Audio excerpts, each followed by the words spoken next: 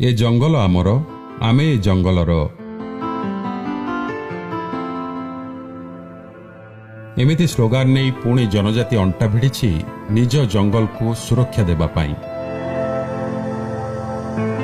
परिवेश बंचिले आमे बंचिबा एभली चिंताधारा पुणी थरे आंदोलित करिछि एमानंक मनकु। ओडिशार आदिवासी अध्युषित जिला कंधमाल। एही जिल्लार अधिकांश अधिवासी होउछन्ति आदिवासी संप्रदायर। जंगल एमानक जीवन और जीविका। परिवेशर परिवर्तन एवं प्राकृतिक विपर्यय रे दिनकु दिन जंगल अवक्षय द्वारा धीरे धीरे नष्ट हो जाउछि जंगल सबु।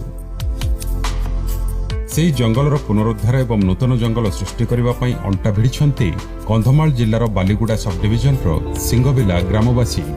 आगुरु बाहर लोक माने आसुथिले हमरो मूल्यवान काठ कि जहा जिनस थिला सबु नै कि जाउथिले। एबे पाली करी कि बाबा माने जगिले कि भाई माने साहिर समस्त जगिले सचेतनता जेहेतु पाइले सेठु आ बाहर केही आसु नाहंती कि हमरो कोनोसी जिनिस चोरी हो नै। प्रत्येक दिन आमे 2 जण लेका सेटा आगा 2 जण 4 जण एंती आमे 2 हेकरी से जंगल मध्ये जगुछु।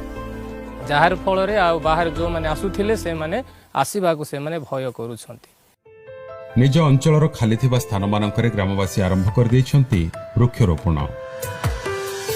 सरकारी कर्मचारी साहाय्य नहीं मृत्तिका संरक्षण ठारू आरंभ करी नूतन जंगल सृष्टि सबकिछि मिलिमिशि करुछंती।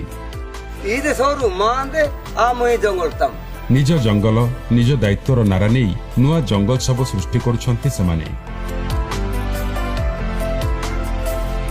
खाली गछ लगाउ नाहंती सेही गछ किपरि बड़ होई द्रुमरे परिणत हेबो सेथिपई राति दिन मध्य जंगल को जगी रहुछंती। एटा कांपा प्रोजेक्ट रे प्लांटेशन ता हेछि आउ एटा उटा एनआरगीएफ प्लांटेशन 50 हेक्टर परिमित जगह निया हेछि। सेठी मध्यरु हमरो से जो 50 हेक्टर परिमित जगह रे जोठे हमरो खाली जगह अछि से जो सेठे 10,000 वृक्ष एठे रोपण करा जायछि। सिंगबिला ग्रामर अधिवासी प्रचेष्टा 50 हेक्टर परिमित स्थान में 10,000 वृक्षरोपण करा जाय परिछि। एभली एक पदक्षेप खाली ओडिशा कहीं सारा भारत वर्ष रे एक नूतन उदाहरण सृष्टि करिछि बोली कहले अत्युक्ति हेबो नाही। सेथिपई सिंगबिला ग्राम आज सारा देश रे आदर्श ग्राम होई परिछि।